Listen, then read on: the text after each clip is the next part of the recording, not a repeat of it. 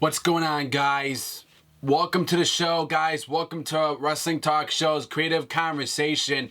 Today, ladies and gentlemen, we're going to be talking about original plans for Finn Balor at SummerSlam and did not include him being in the Universal Championship match. But before we get into that, guys, this Saturday, if you guys are not busy, if you're free, my friend Jake DeMarco is going to be hosting a live stream this Saturday at 12 p.m. on Twitch. On Twitch, okay? Jake DeMarco, he's going to be raising money for my local children's hospital again this year. The charity live stream will be this Saturday, August 27th, 2016 at 2 p.m. Eastern. Go to www.twitchtv.countdownended. I'll leave it in the description. I'll leave it in the description for you guys below. Definitely, he wants to raise some money, help people out. He's like, I decided to try to do something useful that would benefit other people, and then stumbled upon extralife.org. I'm on a mission to help sick people and need your help once again. My local Children's Miracle Network hospital treats thousands of children each year, regardless of their family and ability to pay.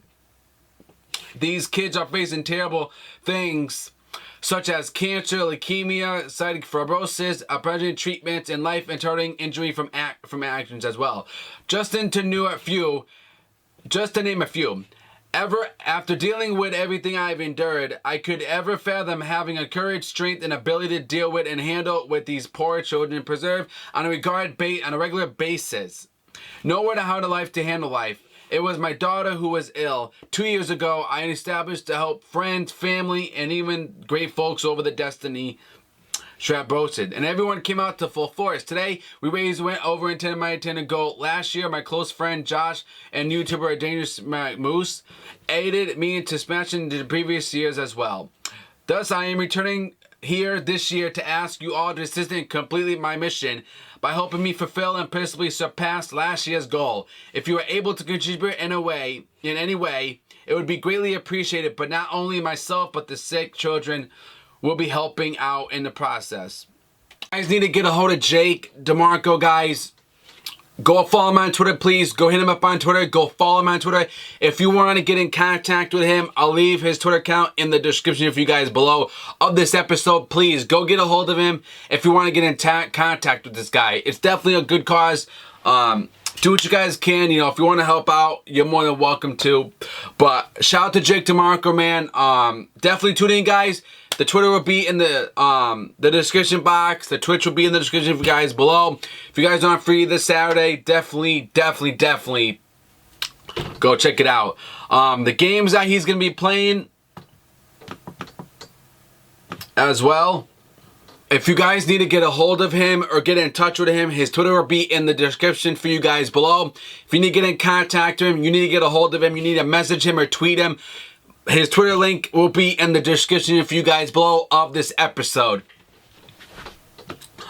Stuff he's going to be playing is Destiny, The Taken King, W2K16, Call of Duty Black Ops 3, Rock Band 4 with special guests, Rocksmith 2014, Halo 5 Guardians, Grand Theft Auto 5 Online. So definitely go do that, guys. Now let's get into the news. There's original plans on Finn Balor SummerSlam. One of the most major differences between the hardcore fan and casual member of the WWE Universe is that the casual fan accepts the product for what is presented and reacts accordingly. The hardcore fan invests more time in research, often reading backstage news to discover future plans or outcomes for the top storylines before they are unveiled on television. And oftentimes, due to any different number of circumstances, the WWE may alter direction from their original blueprints. SummerSlam is a perfect example of things changing a number of times up until the few weeks leading up to the show. At one point or another, top matches penciled in for the biggest party of the SummerSlam, including Roman Reigns versus John Cena. You guys know I don't want to see that. John Cena. Okay, Triple H versus Shane McMahon. there was stuff going around that Shane McMahon, that Triple H was going to take on Seth Rollins at SummerSlam. There was rumors going around that was going to happen, and that would have been a huge match. I would pay to go see it because, Seth Rollins and Triple H are good performers, good in the ring. I'd have no problem seeing Triple H take on Seth Rollins, man, one-on-one for SummerSlam. But now since that's not happening and it didn't take place this year, then maybe we can look forward to it at WrestleMania, maybe. It's gonna happen somewhere down the road, man, in the future where Triple H and Seth Rollins do take on and face each other in the future, some shape or form. It will happen and it will take place. And Brock Lesnar versus Bray Wyatt.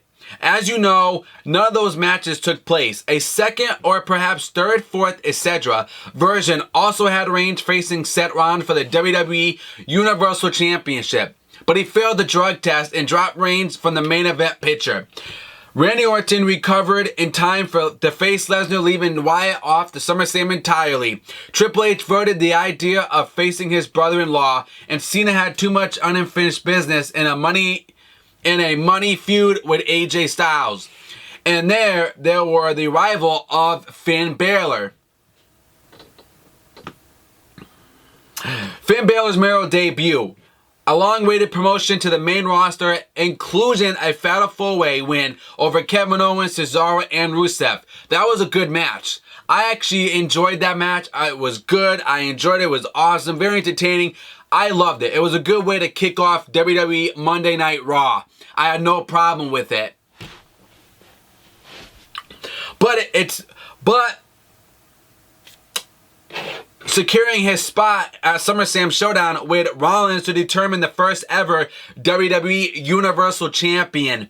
As we all saw unfold, it's a title Balor would capture in captivating fashion, only to relinquish the WWE World Universal title 24 hours later due to a shoulder injury he suffered at the hands of Rollins during the SummerSlam bout. Despite handing over the title and undergoing surgery that will keep him out of action for less than 4 months. I heard 6 months. Vince McMahon made the decision to put the rocket blasters on Balor and push him straight to the top immediately, but that wasn't always the plan. According to Wrestling Inc., Balor's call-up during the brand extension draft went as scheduled, but original plans called for the first feud to come against Chris Jericho. Ladies and gentlemen, seeing Chris Jericho versus Finn Balor, it's not a match I want to see. It's not good booking. It's not moneymaker match. Finn Balor, I respect Chris Jericho, but how are you going to take a good talent like, Finn Balor, who's an awesome talent, and put him up against Chris Jericho? That's not a good match right there. That's not good booking. It's not a match I want to see. Finn Balor needs better competition than that. And I'm happy that didn't happen. I'm happy we didn't get to see that on WWE TV on Monday Night Raw. Because I don't like Chris Jericho. I don't like him wrestling. And I don't like him wrestling in that ring. And him versus Finn Balor is not a match I would definitely not be interested in seeing. Now, with their first potential a series of matches coming on the SummerSlam stage, I thought was since AJ Styles succeeded tremendously in his first significant WWE program with Chris Jericho, Balor would go the same type of rub. However, as what we all saw play out, casual and hardcore fans like Balor bypassed and interminably feuds and went straight to the top. Guys, I know the comments are going to be blowing up and blowing up. Hey, this guy is marketable for WWE. This guy has the look. He's an awesome performer. He's an awesome performer in that ring. The guy has everything that WWE has been looking for. Nakamura is going to be the same situation when he comes to the WWE main roster. He's going to get the same push. I mean, come on. Balor is 36 years old. You're going to put Finn Balor in the mid-card at 36 years old? I strongly disagree with that. Strongly disagree with Finn Balor as a mid-carder at 36 years old. So what are you going to do? You're going to push Finn Balor up to the main roster at 45 years old? I don't think so. No. You got to push him now. Now's the right time to push Finn Balor at the top. You know, the guy is a main event star. And I like Balor. The guy has it all. You know, the guy is a main event star. So, I know the comments are going to be blown up here, but we're just going to have to deal with it. Finn Balor is the face of that company. He's the future of that company. He's going to make money for that company. You know, I get it. Oh, well, he's, you know, they're rushing Finn Balor too quick. No, they're not. The guy is a main event champion. The guy's money for that WWE company. Okay? You can't push him in the mid-card at 36 years old, and then by 40, he's getting a main event spot. You can't do that. It just makes no sense at all. So, you just got to deal with it. How? Okay. However, for a full-time babyface, and Vince and Triple H pointed Balor as a replacement. Balor did get to wrestle Chris Jericho on several occasions before SummerSlam during the WWE Live event tour, and what was originally planned as their warm-up for eventual Angle on TV. But a last-minute call was made to skip it for now. Apparently, Jericho brought up Balor during his post-podcast this week, but unfortunately failed to address his backstage aggression with Brock Lesnar. Hopefully there's another day for that, but as for Balor, Jericho said he is a genuine humble guy and he's pulling for him to return and kick ass in poorly 401 Mania. It's always interesting to go back and try to rescript a card, especially one like SummerSlam. Had a match been booked originally planned, Roman Reigns would have faced Seth Rollins and had violated the wellness policy. Jericho ended up teaming up with Kevin Owens, but if Y2J paired with Balor, would Kevin Owens' rivalry with Sami Zayn communicate at SummerSlam instead of Battleground? Enzo and Cass surely would have been kept on the card, but it had been internally to see against who. There's your plans, guys, going on with SummerSlam with Finn Balor, guys. Drop me your comments below, guys, and hit that red subscribe button for me, guys, for more WWE coverage, guys. And also, articles below for you guys, and my Twitter is below for you guys, at the Talk Show 101. Go follow me, go tweet me, go hit me up on Twitter as well. That's where you're going to find all my stuff I post all the time, guys. Until then, ladies and gentlemen, thank you all for viewing. Thank you all for watching. Hit that like button for me, guys. Let's get a lot of thumbs up on this episode. And I'll see you guys on the next show. Thank you all for watching, ladies and gentlemen. Subscribe.